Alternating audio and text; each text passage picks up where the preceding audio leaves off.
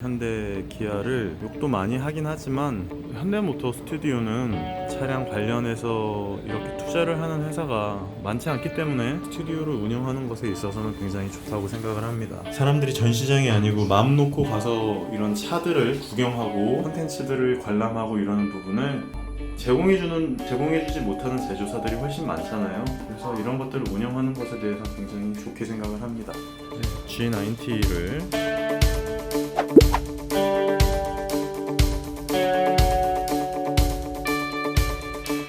구경을 하려고 왔어요. 느낌이 어떠냐 하면요, 그냥 굉장히 큰 기함이라는 생각이 들어요. 플래그십이고 거의 모든 소재들을 굉장히 초고급으로 만들어 놓은 차기 때문에 나쁠 수가 없는 차량인데, 제가 느끼는 문제점이라든지 뭐 여러 가지 생각하는 부분들이 부합하지 않는 면이 좀 많이 있어요. 제 스타일이 아닌 거죠, 한마디로 얘기하면. 뒤에를 보면요, 이 라인을 좋아하는 사람들도 분명히 있을 거고 싫어하는 사람들도 있을 텐데, 이런 부분을 저는 너무 과하다는 생각이 들었거든요. 사실 이 라인부터 시작해갖고 위아래 어떤 통일성 강조도 없고 라인의 변화도 없고. 어떻게 변화요? 제네시스라고 하는 이 레터링도 너무 크고 넓어요. 사실은 뭐 이건 어차피 제가 살 차는 아니기 때문에 상관은 없지만 굉장히 과하다는 생각이 들더라고요. 저는 개인적으로는.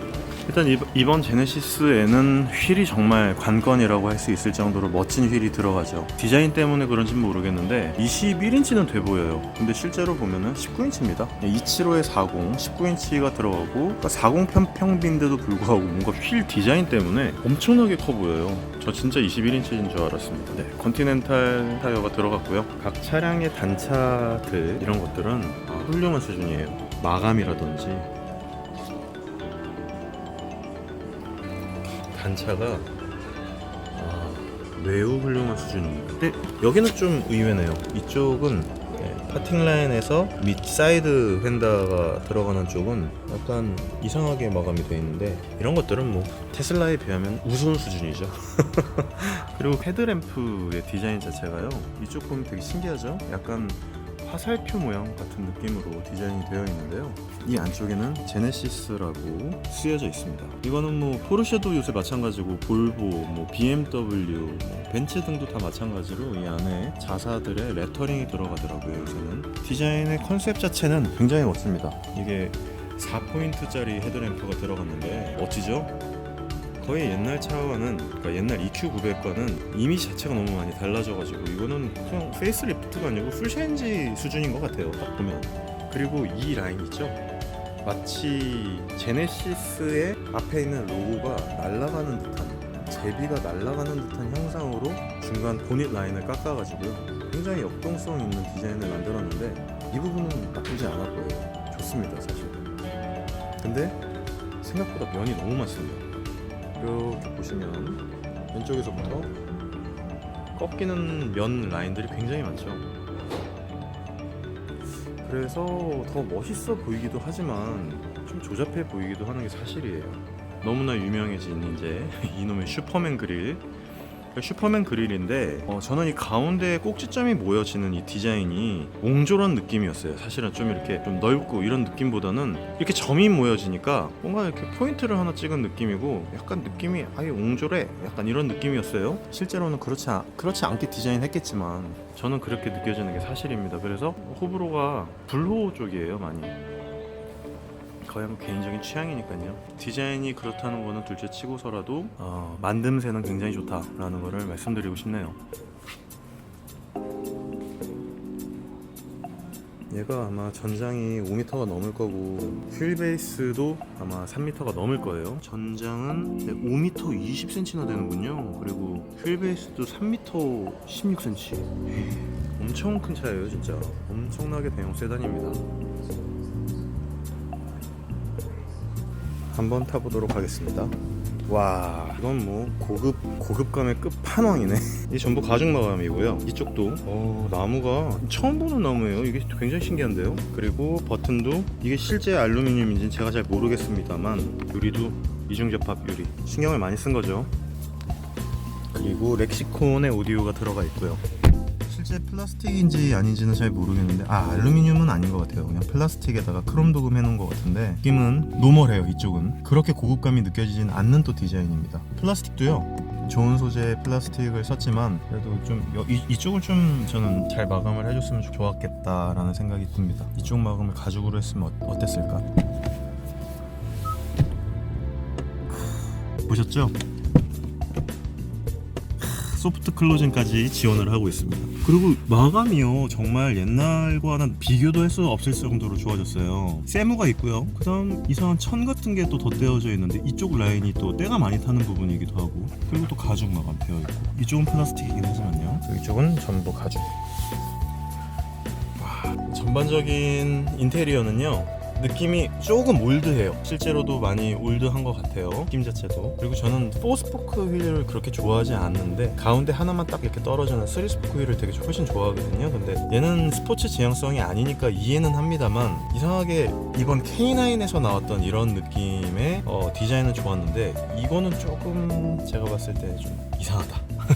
느낌이 조금. 굉장히 넓은 디스플레이를 갖고 있고요. 터치가 되는군요. 터치가 되는데 이 밑으로 손을 집어넣어 가지고 뭔가를 해야 된다라고 하는 게 조금 많이 불편한데요. 이게 제 생각에는 얘가 안으로 들어가지 말고 이쪽까지 나와 있으면 굉장히 편하단 말이에요. 여기서 조작하는 게 좋은데 이 안에서 진짜 이만큼 넣어야 되거든요. 손가락이 다 들어간단 말이에요. 이 정도까지 집어넣어서 터치를 조작하는 거는 굉장히 불편하죠, 사실. 그래서 요놈이 있는 것 같습니다. BMW의 아이드라이브. 생긴 것도 거의 흡사하죠.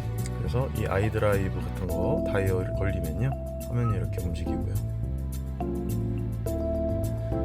반응은 굉장히 빠르고 프로세스를 좋은 걸 쓴 것 같아요. 그리고 여기 공조기에 대한 부분도 한번 말씀을 드리고 싶은 게, 고급감이 좋습니다. 3개의 라인으로 나뉘어져 가지고 제대로 움직일 수 있게, 이쪽은 공조, 이쪽은 뭐 인포테인먼트 쪽, 이쪽은 공조기에 대한 컨트롤. 근데 이 3개의 디자인도 나눠 놨지만 3개가 편하게 되어 있고 볼륨도 돌아갈 수 있게 만들어 놨고요. 근데 문제는 뭐냐면, 보이세요?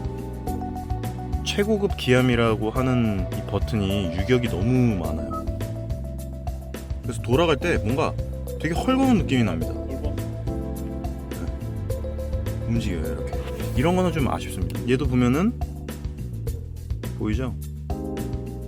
유격 같은 것들이 있기 때문에 이렇게 흔들어 보면 찌걱찌걱 소리 나요. 그래서 이런 부분들은 조금 아쉽습니다. 전자식 기어 노브를 장착을 했고요. 딱 파지감이 딱 주먹을 쥐었을 때 딱 잡히는 느낌인데, 사실 뭐 요새 누가 얘를 잡고 이렇게 운전을 합니까? 근데 참 웃겨요. 이게 운전을 계속 하다 보면요, 이렇게 운전을 하면 여기에 자연스럽게 손이 이렇게 갑니다. 그래서 여기에 손을 잡고 있으면 그 이상한 괜한 안정감이 느껴지는데, 잘 잡혀 있을 때와 제대로 안 잡혀 있을 때의 느낌이 다르기 때문에 이렇게 편안하게 만들어 놓는 거는 굉장히 좋게 잘 만들어 놨다고 생각을 하고요.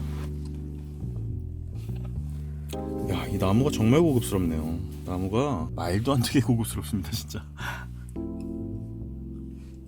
내부도 보면요, 위쪽은 이제 파노라마 선루프가 적용되지는 않았는데 전부 알칸타라로 적용이 되어 있고요. 이런 부분들도 굉장히 고급감이 좋습니다. 이것도 보면은 프린팅이요, 단순하게 이렇게 스티커로 붙여놓은 게 아니고 이 느낌의 프린팅이 있어요. 이 느낌 되게 고급스럽거든요. 등도 스무스하게 들어왔다 스무스하게 꺼집니다. 스무스하게 들어왔다가 스무스하게 꺼지고요.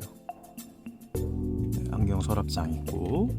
근데 이제 다만 이 디자인은 좀 너무 아쉬워요. 요새 프레임리스로 많이 쓰잖아요. 근데 너무 두께가, 베젤 두께가 너무 두껍고, 사실 잘 보이긴 엄청 잘 보입니다. 뒤에 라인이 되게 잘 보이는데 그런 건 좀 아쉽네요. 얘를 누르면, 다시 누르면 내려가고요. 렉시콘 오디오 한번 들어보고 싶기는 한데,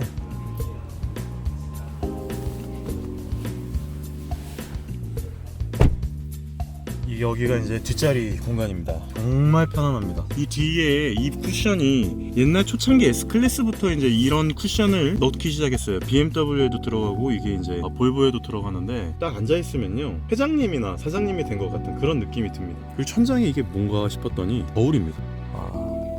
이게 왜 필요할까요? 그리고 이렇게 잡히는 부분도 너무 좋고요. 그리고 역시나 뒷자리도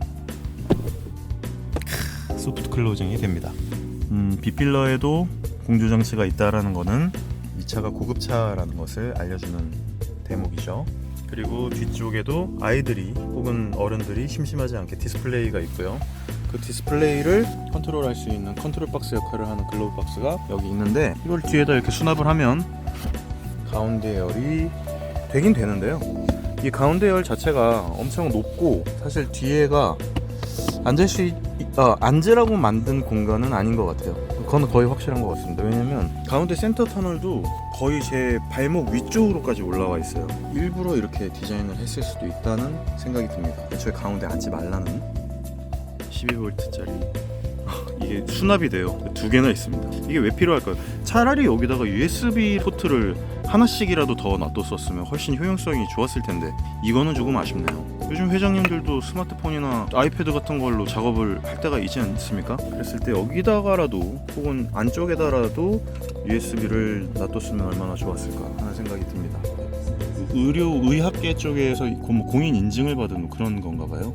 인증받았고 추천하는 그런 쿠션이라고 하는데, 약간의 이렇게 킬팅 느낌의 이런 디자인, 이렇게 라인으로 디자인을 줬는데 정말 편해요. 진짜 너무 편해요. 너무 이렇게 앉아보면 와, 너무 편하다라는 느낌이에요. 그리고 이제 뒤에서 느껴지는 이 광활함이 있어요. 이 휠베이스가 3m가 넘는 차다 보니까 쭉 이 공간에서부터 이 뒤에까지 쭉 오면 이 정말 넓은 광활한 느낌이 아주 매력적입니다. 그리고 이런 디테일들, 이런 알루미늄 와이셔츠를 걸 수 있다든지 아니면 뭐 넥타이 같은 것들을 걸 수 있는 이런 부분들의 디테일도 굉장히 좋다는 건 멋지네요. 와, 시트의 뒷부분까지 이 고급 나무로 마감을 했네요. 그러니까 여기서 갑자기 이렇게 꺾이거든요. 그러니까 여기가 약간 이렇게 스무스하게 안 돌고 요 라인을 기점으로 해가지고 탁 꺾이는데, 이 부분 때문에 사실 차가 더 커 보이는 느낌도 있지만 조금은 딱딱해 보이고 좀 늙어 보이는 느낌이 나요. 제가 아직 젊기 때문에 그런지 모르겠지만 그렇게 선호하는 디자인은 아니고, 그리고 이 두 개의 라인이 이렇게 하나의 라인으로 가는 건 굉장히 무리수를 둔 거죠, 디자인적으로. 이건 호불호의 영역이고 취향의 영역이기 때문에 제가 뭐라고 할 수는 없는데, 멋지긴 하지만 제 취향은 아닙니다. 그건 확실해요. 그리고 시그널을 켜면요, 원래 여기에 리피터가 있잖아요. 근데 이 사이드 리피터가 여기에 없고 여기 있습니다. 그래서 이렇게 이어져요, 멀리서 보면. 그래서 어디서든 이 차가 깜빡이를 켰다라는 거를 잘 알 수 있는 부분인데, 이 라인이 진짜 길잖아요. 여기까지 이어지는 이 사이드 라인이 굉장히 길어서 존재감이 되게 있어요. 깜빡이 자체만으로 존재감이 있고, 옛날에 EQ900 말고 에쿠스에서도 꿈뻑이라고 불릴 정도로 깜빡이가 꿈뻑꿈뻑 거려가지고 저희가 꿈뻑이라고 불렀던 기억이 나는데, 지금도 그 느낌이 비슷합니다. 이번에 나온 신형 G90의 익스테리어와 인테리어를 한번 살펴보았습니다. 네, 감사합니다. 울트라 비니군이었고요. 유익하셨거나 즐거우셨으면 좋아요와 구독 부탁드립니다. 감사합니다.